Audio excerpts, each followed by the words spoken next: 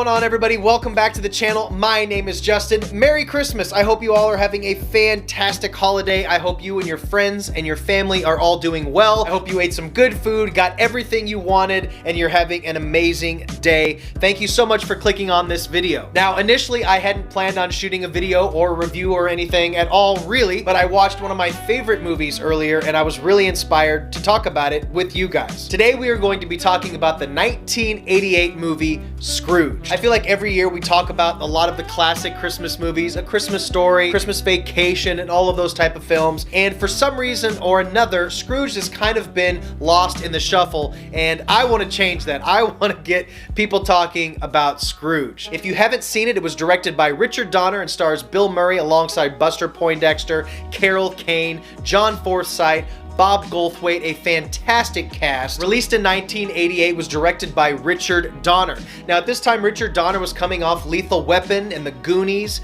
movies like The Toy in the 70s, and he also went on to do some great stuff in the 90s like Radio Flyer, and he did a fantastic job with Scrooge. You get all of those classic feel-good, warm, fuzzy moments that you want out of a classic holiday Christmas movie. We have a main character who maybe not that great of a person at the beginning, but throughout the course of the movie comes out on the other side a much better person, and it leaves you that warm feeling that you all want at the end of a movie around this time of the year. It gives you all of that, but it gives you a little bit more. This movie doesn't play it so safe. It takes it a little edgy with the humor and with the practical effects that we'll talk about and the overall themes. This isn't your normal PG, family-friendly Christmas movie, although it's not an R-rated, gnarly movie either. You could watch this with a younger kid, but really I think adults, especially as I'm getting older, I related to this movie and its themes a lot more. One of the things I love about this movie is, of course, Bill Murray. This is one of the most classic Bill Murray roles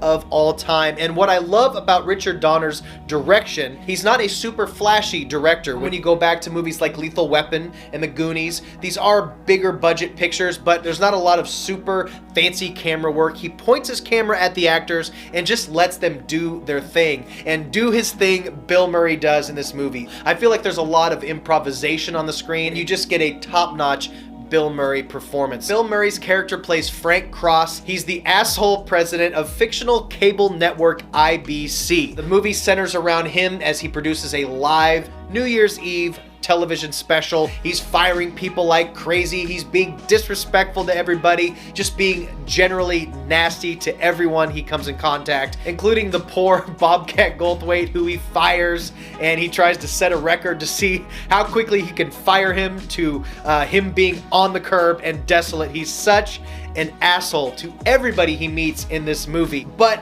it's Bill Murray, so he's still likable at the same time, and it's really fun to watch. Now, basically, this is a retelling of A Christmas Carol. He's a big dickhead. He gets visited by some ghosts. By the end of the movie, he learns a lot of lessons, and everybody comes out smiling, and it's a super happy thing. But throughout, there, like I said, are really some heartfelt and sad moments, and some amazing performances from the actors who portray the ghosts in the film. In particular, we have Carol Kane and Buster Poindexter, who is actually the lead singer of the New York Dolls. If you guys are familiar with him, he puts on a fantastic performance as the ghost of Christmas Past. He plays a cab driver who takes him to his old childhood home, takes him back to a time when he first started at his job before he was the president. He also meets the central focus, the romantic story, which is his relationship with Karen Allen, who is so sweet and endearing in this movie. You just fall in love with her. She is such a sweetheart, and of course he treats her like trash too.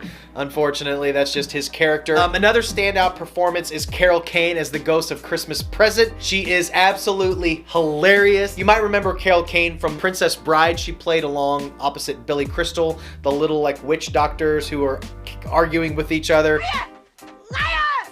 Liar! Get back, witch! I'm not a witch, I'm your wife! She has a really combative sense of humor in her characters, and she's just hilarious. One thing to note about this movie, going back to the themes of this isn't your normal Christmas movie, there is some amazing practical effects. Nowadays, I feel like if you did a movie like this, they would just be these CGI creations that just wouldn't have the impact that the ghosts in this movie do. They are done practically with makeup effects, and they just feel real and tangible, and it makes them so effective. In particular, the first ghost or vision that he sees is his old boss, who comes back as what is basically a zombie. He has mice crawling in and out of his head. He takes a drink and the beverages are pouring out of his body, and a super gnarly scene where he holds Bill Murray out of a window and Bill Murray's tearing his arm apart, and dust and bones and muscle is tearing. The practical effects in this movie are insane. There's also another scene with the Ghost of Christmas Future,